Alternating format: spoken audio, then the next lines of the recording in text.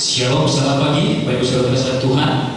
Halo. Apa kabar pagi hari ini? Puji Tuhan. Puji Tuhan, baik ya, meskipun suasana cukup dingin ya dengan suara hujan. Kita percaya pagi hari ini kita akan diberkati dengan hujan berkatnya Tuhan. Kami ucapkan selamat datang beribadah bagi Bapak Ibu Saudara terkasih, bagi sudah berada di Serbaguna yang menyaksikan live streaming radio YouTube dan juga dari Facebook beribadah kita pada pagi hari ini. Hari ini firman Tuhan daripada kita akan dilayani oleh pendeta muda Thomas Aditya. Beliau pendeta Iwato akan melayani di Gereja Baptis Indonesia Cisau.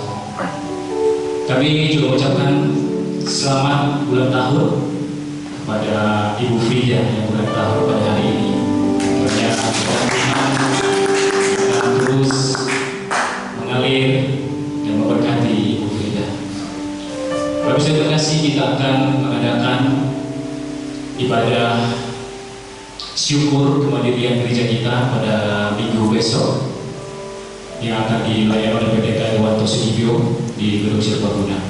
Mari kita tetapkan, kita persiapkan diri kita untuk kita mengambil bagian dari ibadah kita. Terima kasih Bapak Saudara terkasih, mari kita memasuki ibadah kita. Kita akan bersama-sama bersaat berdoa. Saat dulu kita dari Filipi 2 ayat yang 10 sampai yang 11. Supaya dalam nama Yesus bertekuk lutut segala yang ada di langit dan yang ada di atas bumi dan yang ada di bawah bumi, dan segala lidah mengaku Yesus Kristus adalah Tuhan, bagi kemuliaan Allah Bapa. Kita angkat puji penyembahan kita, sebab Yesus yang terindah dalam hidup kita. Tidak hal selain Dia. Dia mempermanis hidup kita melalui kasih-Nya yang terus mengalir hidup kita. Kita tinggikan namanya pada hari ini. Kau yang terindah, Kau yang terindah. Hidup ini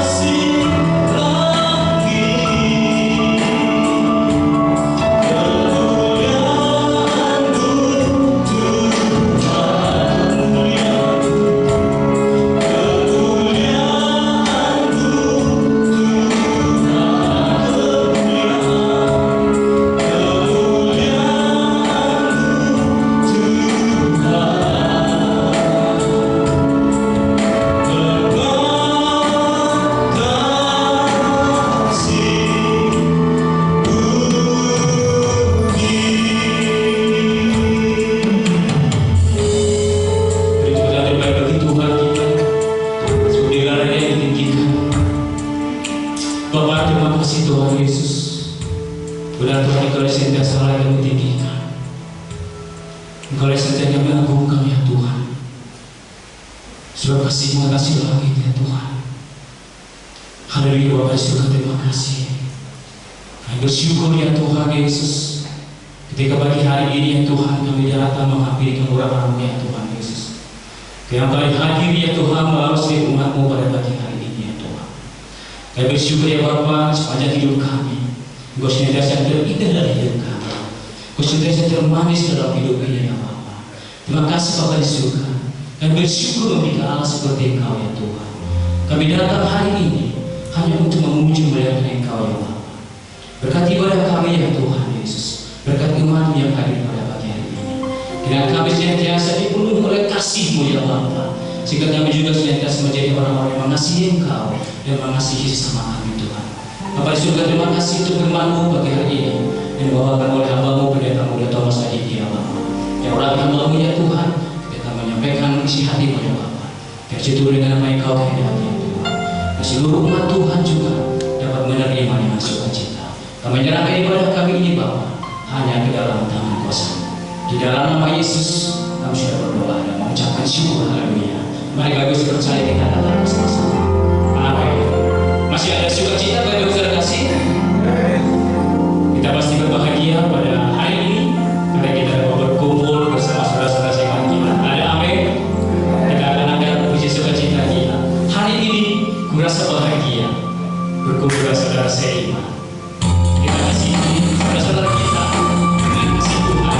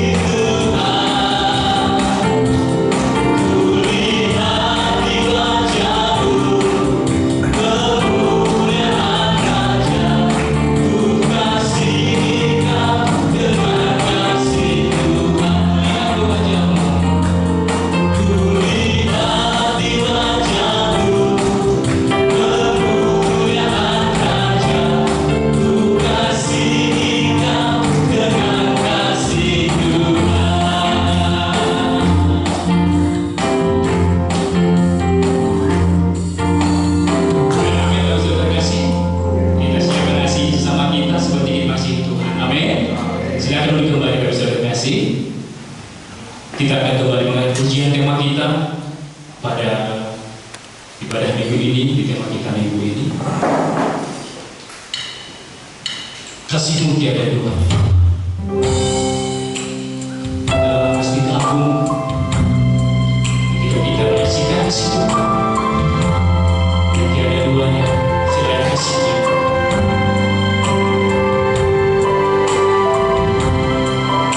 Dulu pernah ada kasihnya dengan kami.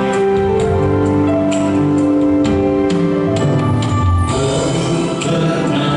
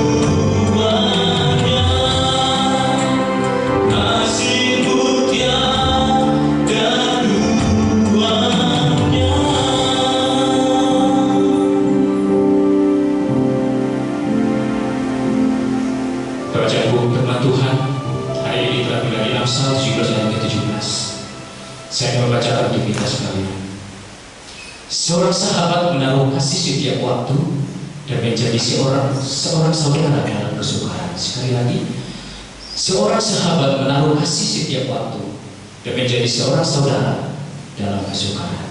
Amin. Firman Tuhan nanti akan disampaikan oleh hambanya Pendeta Muda Thomas Adilya. Kita akan memberikan persembahan yang terbaik bagi Tuhan kita, beri persembahan syukur kita, beri Tuhan kita. Kemudian tugas sudah maju depan.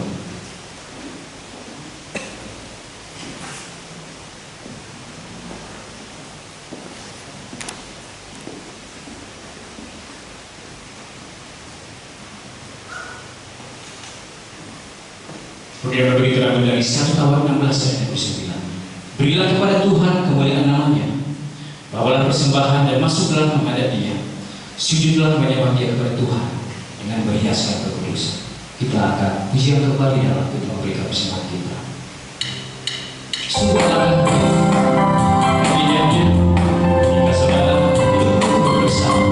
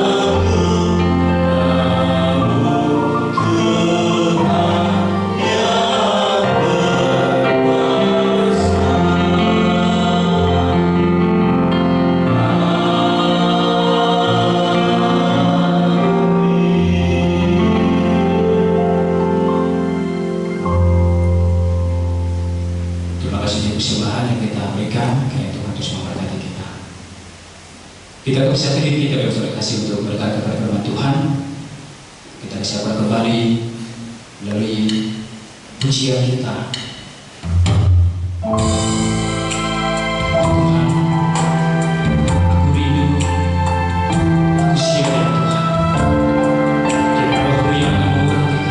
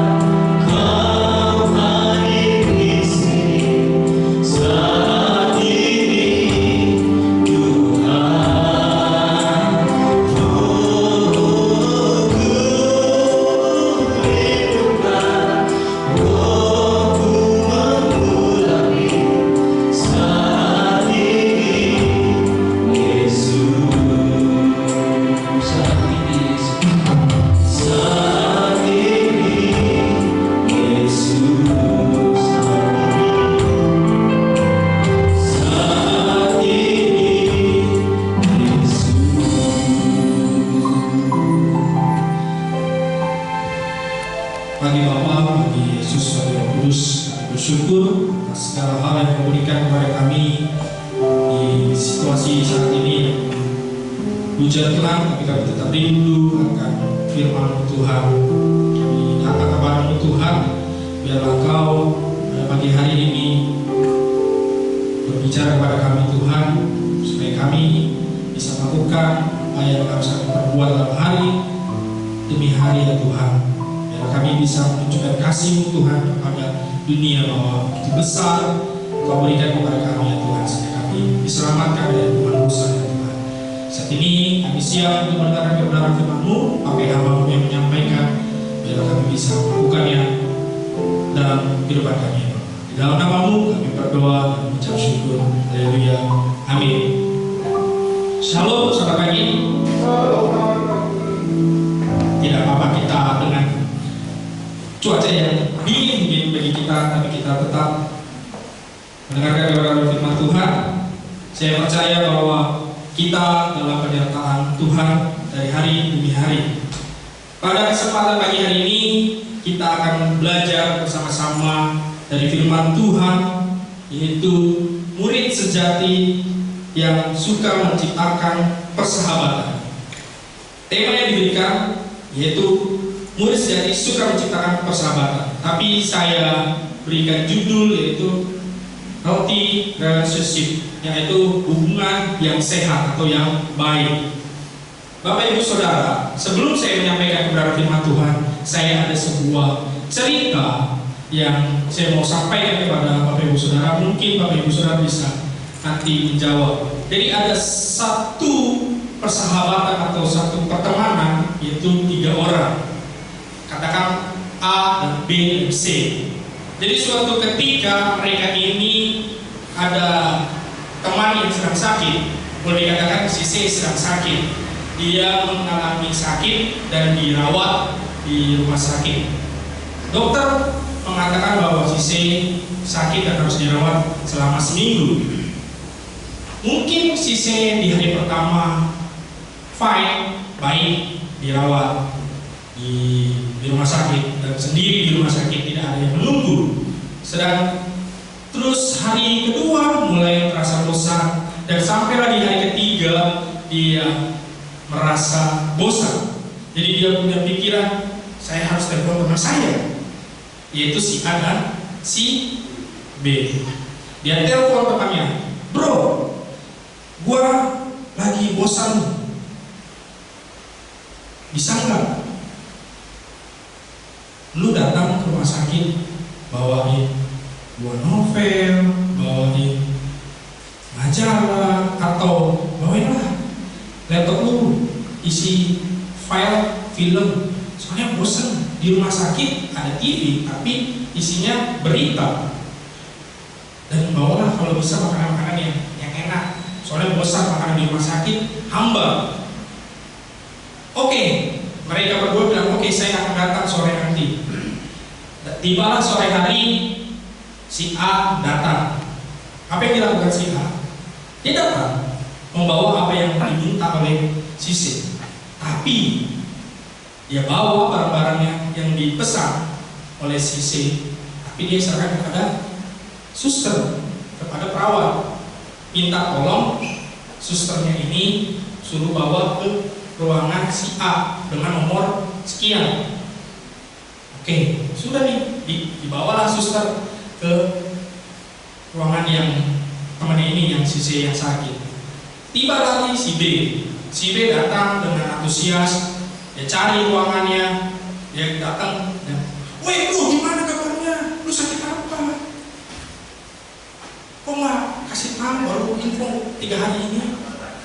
Dia datang dan menanya kabar, terus sambil berkunjung dia ngobrol panjang lebar, cerita hal-hal yang mereka lakukan. Mungkin ada hal-hal bercandaan yang sering dilakukan.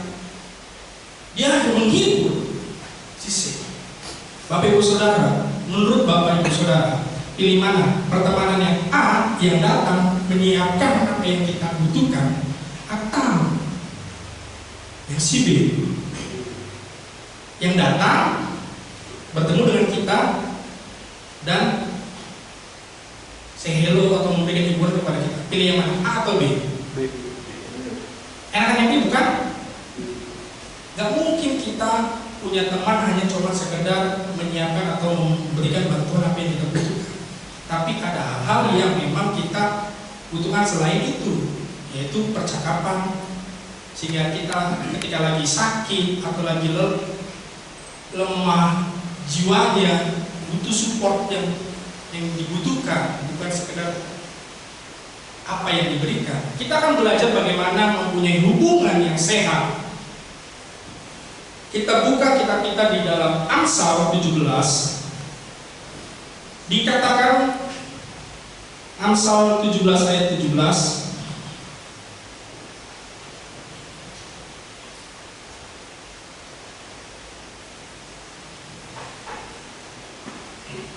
Dikatakan begini, seorang sahabat menaruh kasih setiap waktu dan menjadi seorang saudara dalam kesukaran.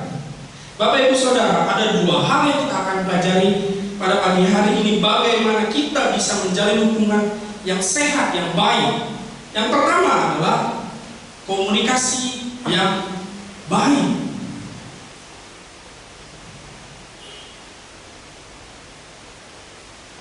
Jadi kita harus tahu dulu basicnya bahwa persahabatan itu seperti apa. Persahabatan adalah suatu hubungan yang dilakukan oleh satu pihak atau dua pihak atau bahkan lebih, di mana saling merasakan kenyamanan dan yaitu ada hubungan yang dibangun dengan baik. Jadi persahabatan itu dilakukan yaitu bisa dua pihak atau lebih dan didasarkan dengan saling merasakan kenyamanan. Dan ini dilakukan secara intim, tidak sekedar datang. Mungkin saya dengan Pak Ernest cuma hanya hari Minggu doang kita ketemu ya Pak. Kita belum pernah ngopi. Nah kali kita ngopi Pak, oke?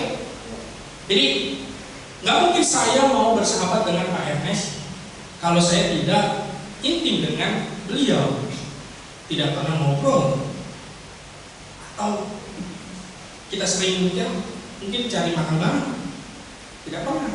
Tapi kita harus belajar bagaimana memiliki hubungan yang sehat, yaitu pertama adalah komunikasi. Komunikasi merupakan adalah sesuatu hal yang penting dan yang harus dibangun dengan baik. Sering kita berkomunikasi tidak baik, terjadinya perselisihan antar teman, dengan sahabat, bahkan sama keluarga kita. Komunikasi terus kita bangun supaya menjadi lebih baik. Dan dalam pertemanan atau persahabatan harus saling merasa nyaman. Mungkin juga dalam hubungan kita dengan Tuhan. Bayangkan Bapak Ibu Saudara, kita enak enggak kalau kita berteman hanya cuma seminggu sekali?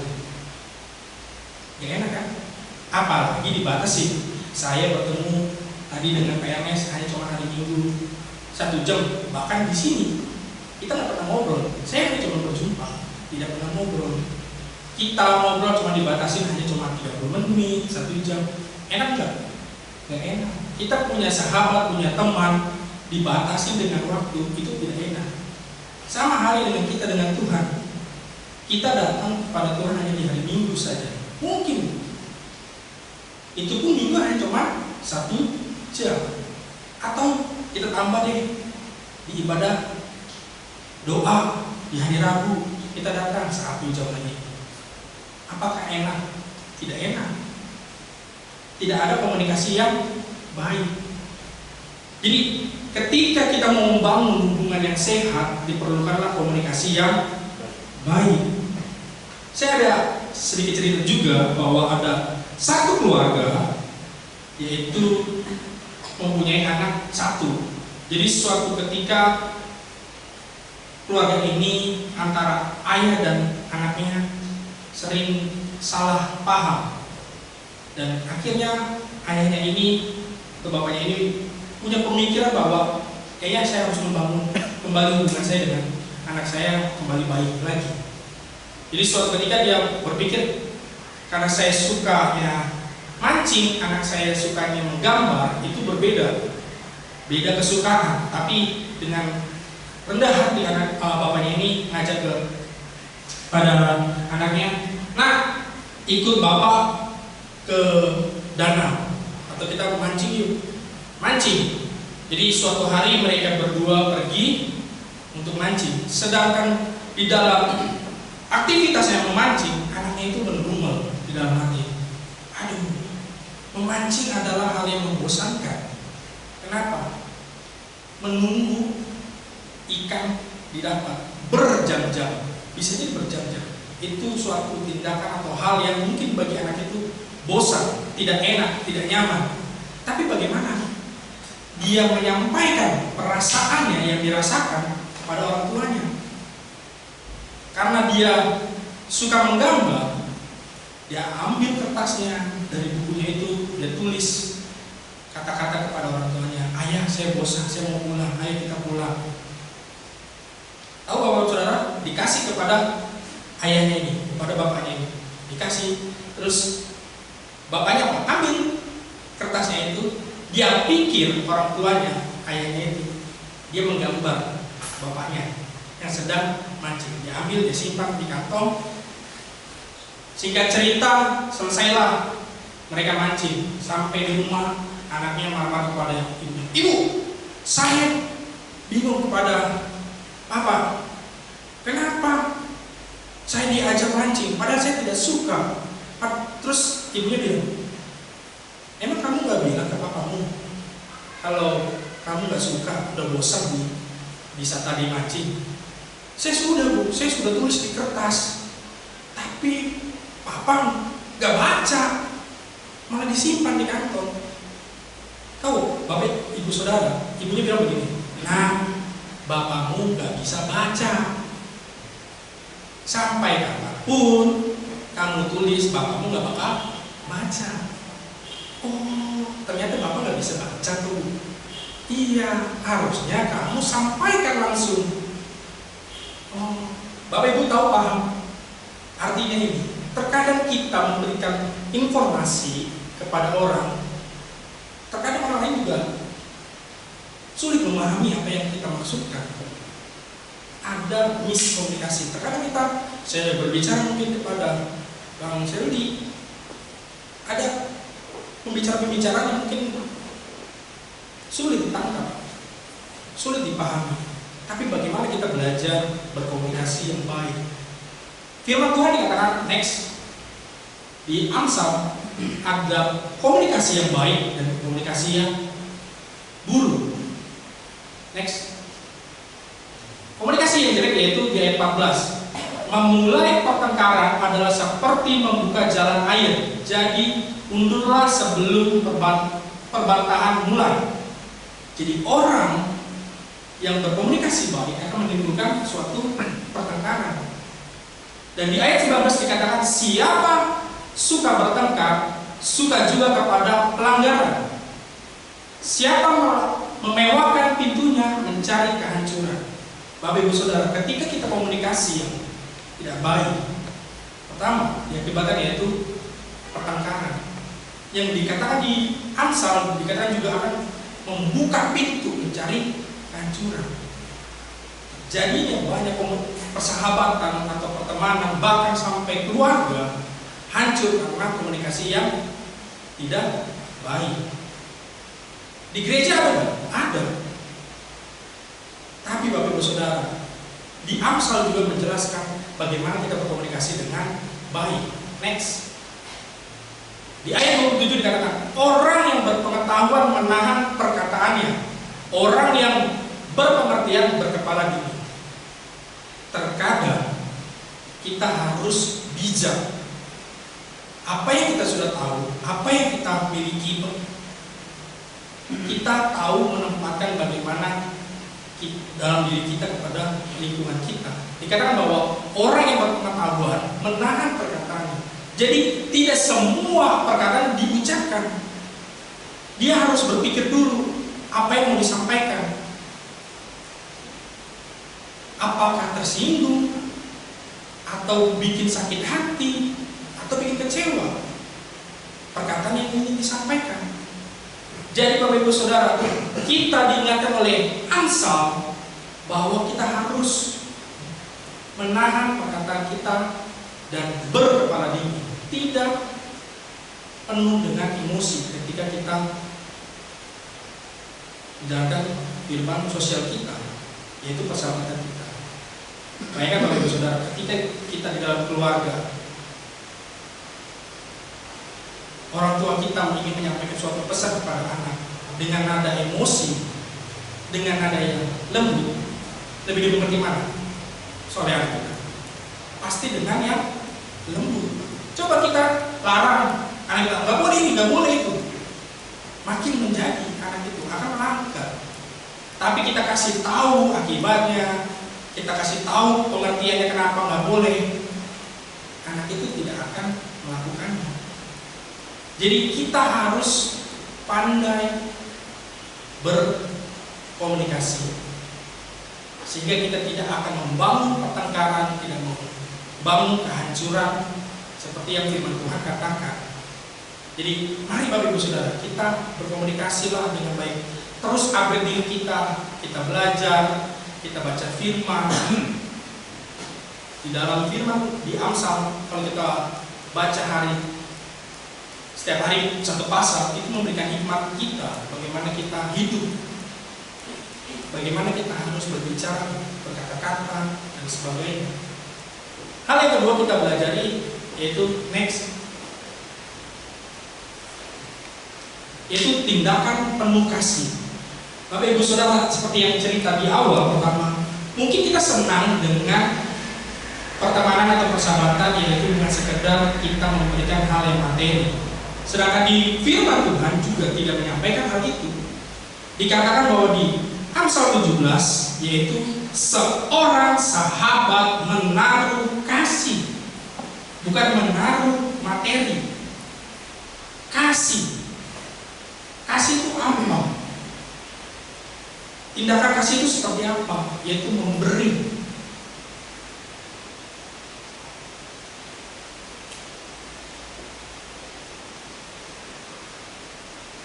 Mungkin kita sering mendengar dalam hubungan ada istilah take and give, memberi dan menerima.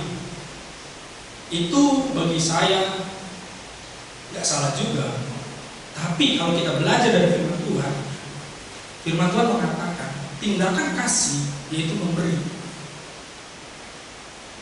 Kita lihat di dalam firman Tuhan dari Kejadian, Bapak Ibu Saudara, ini yang luar biasa. Tuhan menciptakan terlebih dahulu segala yang ada di dunia ini sebelum adanya manusia. Bayangkan, coba bayangkan ketika Tuhan menciptakan manusia terlebih dahulu, mau makan apa kita? Tapi Tuhan tahu memberikan yang terbaik untuk kita sebelum kita diciptakan oleh Dia. Kita lihat lagi bahwa di Alkitab Allah memberikan anak yang tunggal, yaitu Yesus, yang satu-satunya yang tunggal untuk menebus dosa kita. Dia memberi untuk menebus dosa kita.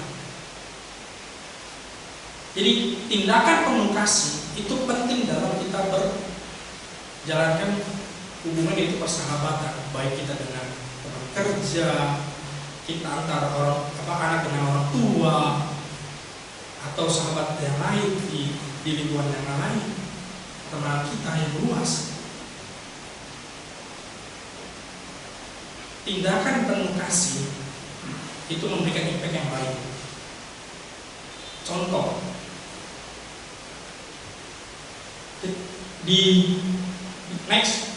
Lukas 6 ayat 38 dikatakan, berilah dan kamu akan diberi suatu takaran yang baik, yang dipadatkan, yang digoncang, dan yang tumpah keluar akan dicurangi dalam tibaan. Sebab ukuran yang kamu pakai untuk mengukur akan diukurkan kepadamu. Apa maksud dari Lukas ini? Yaitu bahwa jika kita memberi dengan cara yang benar, dengan penuh kasih kepada orang lain di saat mereka membutuhkan, Allah akan menggerakkan hati orang lain untuk memberi kepada kita di saat kita memerlukan. Dan memberi dengan berlimpah. Dikatakan bahwa suatu takaran yang baik yang dipadatkan, yang digoncangkan. Ketika kita yang memberikan atau menabur yang banyak, akan menuai banyak juga. Jika kita suka memberi dan memaafkan orang lain, kita akan memetik yaitu suatu keuntungan. Apa? Jika kita mengampuni kerugian yang ditimbulkan oleh orang lain terhadap diri kita, maka orang lain pun akan mengampuni kesalahan kita atau kecerobohan kita kepada orang lain. Enak gak Bapak Ibu Saudara? Ketika saya melakukan kesalahan, terus saya tidak mengampuni, tidak banyak orang yang akan mengampuni atas kesalahan yang saya lakukan juga. Firman Tuhan jelas mengatakan bahwa kita harus melakukan hal tindakan yang penuh dengan kasih, yaitu memberi. Memberi dikatakan di Lukas yaitu bukan sekadar hal yang materi, tapi juga memberi pengampunan, memberi kasih. Ketika teman kita, sahabat kita, keluarga kita, saudara kita sedang membutuhkan pertolongan kita, apa yang harus kita lakukan? Kita tunjukkan tindakan yang penuh kasih seperti apa. Kita sudah dipenuhi dengan kasih Kristus. Biarlah kasih Kristus itu dilihat dan dirasakan oleh orang lain, bukan kita yang terima sendiri.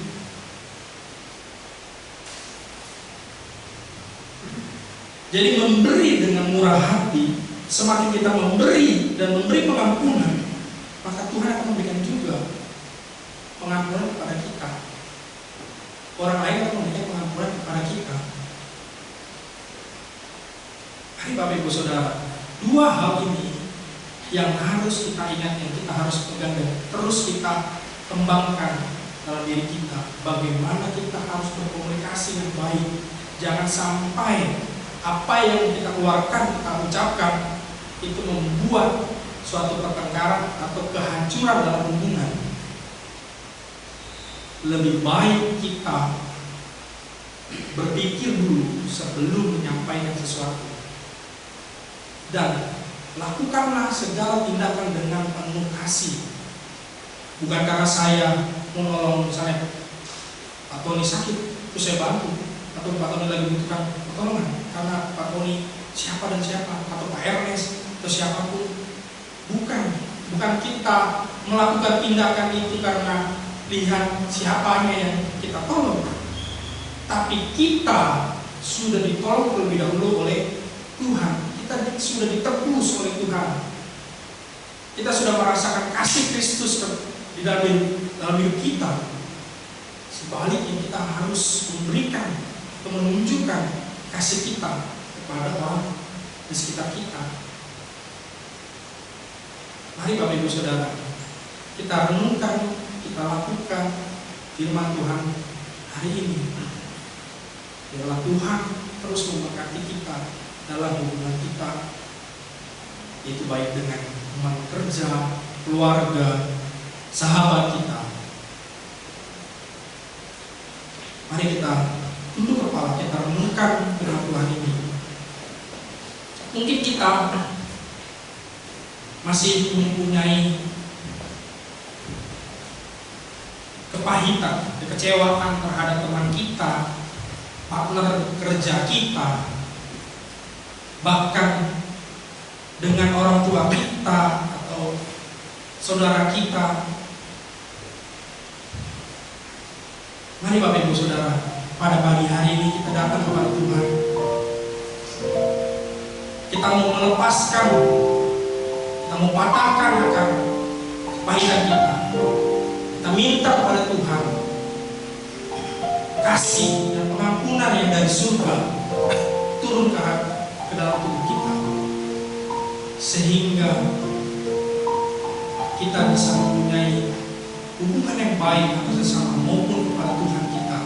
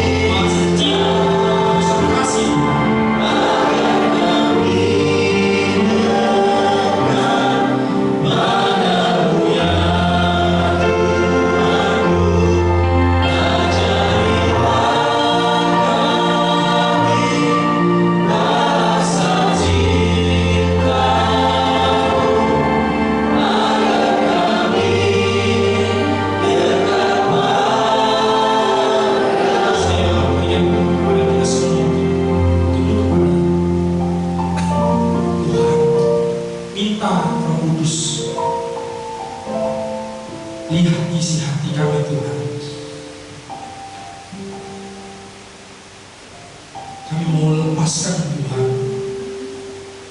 akan kebaikan kami Tuhan, kekecewaan kami terhadap saudara kami, teman kami, keluarga kami Tuhan, yang mungkin menyakiti hati kami Tuhan. Berikanlah hati kami Tuhan yang penuh dengan kasih Tuhan dan pengampunan dari surga Tuhan. Ampuni kesalahan kami Tuhan bila kami membuat suatu pernyataan atau perkataan yang menyinggung hati saudara kami, teman kami Tuhan, bahkan keluarga kami.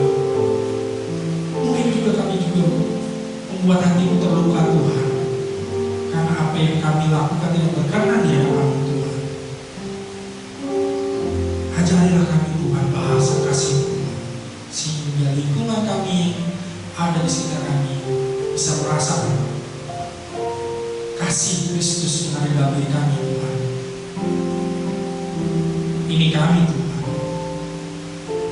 kami mau serahkan ke dalam tangan-Mu ya Bapa. Tubuh, jiwa, dan roh kami di dalam tangan-Mu ya Yesus. Kami akan pujian sekali lagi. Dari awal sampai akhir.